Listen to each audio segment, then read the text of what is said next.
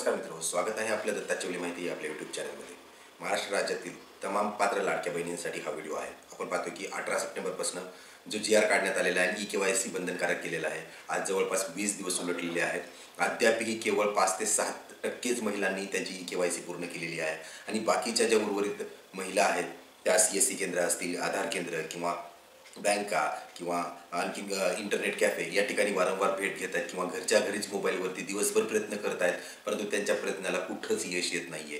तांत्रिक अडचण ही सामोरे येत आहे, OTP जात नाही आहे। मग नेमकं खरंच पोर्टल इतके दिवस इतकं व्यस्त राहू शकतं का, की असं कसलं पोर्टल विकसित केलेलं आहे की जे की डे 1 पासून म्हणजे सुरुवातीपासूनच त्याच्यावरती इतका भार आहे आणि त्याचं सोल्युशन सरकारकडे सापडत नाही आहे, की अशा तांत्रिक अडचणीचं जे काही पर्याय आहे सरकारकडे मिळत नाही आहे। आणि आदिती तटकरे जी महिला आणि बालविकासचे मंत्री आहेत त्यांनी या बाबतीत काय आश्वासन दिलं आहे ते थोडक्यात आपण पाहणार आहोत। त्यापूर्वी चॅनलवरती प्रथम असाल तर माझी तुम्हाला विनंती आहे, या चॅनलला सबस्क्राईब करायला विसरू नका, जेणेकरून सरकारी योजनेबद्दल सर्व माहिती तुम्हाला एकत्र उपलब्ध होईल। चला तर मग माहितीला सुरुवात करूया।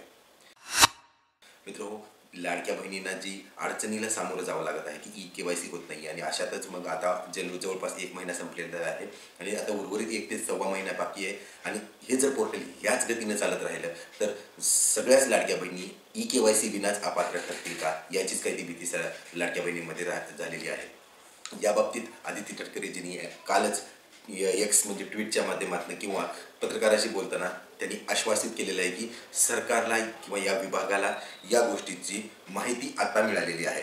म्हणजे या अडचणी डे 1 पासून पहिल्या दिवसापासूनच आहेत, पण विभागाला याची माहिती आता समजलेली आहे की OTP जायला KYC करताना अडचणी येत आहे।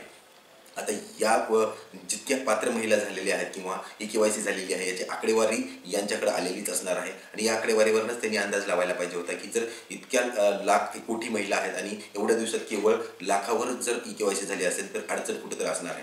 परंतु सरकार वेळ काढण्याचा प्रयत्न करत आहे, वेळ काढून घेण्याचा प्रयत्न करत आहे हे स्पष्ट दिसून येत आहे।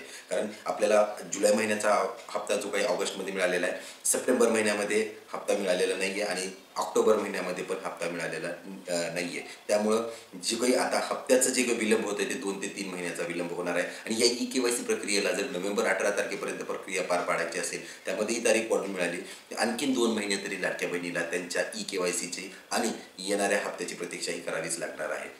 आदिती तटकरे मॅडमनी आश्वासन दिलेलं आहे की तुम्हाला तुमचं जे काही KYCचं अडचण आहे याच्यावर लवकरात लवकर तोडगा काढण्यात येणार आहे। परंतु हा तोडगा तांत्रिक बाबतीचा तोडगा आहे। आशा करूया की लवकरात लवकर जे आश्वासन त्यांनी दिलेलं आहे ते आश्वासन ते पाळतील आणि KYCची प्रक्रिया ही सुलभ सुरू होईल। त्यामुळे माझी सर्व लाडक्या बहिणींना विनंती आहे की तुम्ही इतरत्र कुठं न जाता बाहेर बँकेत किंवा CSC केंद्र किंवा इंटरनेट कॅफेवरती चक्करा न मारता घरीच बसून मोबाईलवरती प्रयत्न करा किंवा जसं ही पोर्टल सक्रिय होईल मी तुम्हाला वेळेतच अवगत करून तुम्हाला तुमची KYC प्रक्रिया पूर्ण करण्यास मदत करतो। त्यासाठी विनंती आहे, चॅनलला सबस्क्राईब करायला विसरू नका। धन्यवाद।